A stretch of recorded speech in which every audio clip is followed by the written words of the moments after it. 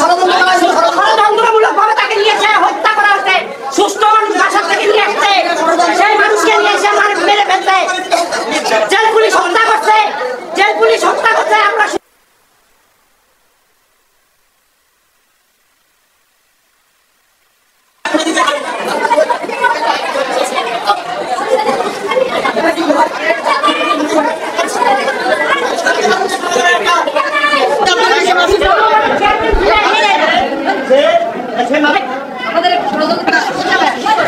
দেখি লোক দেখি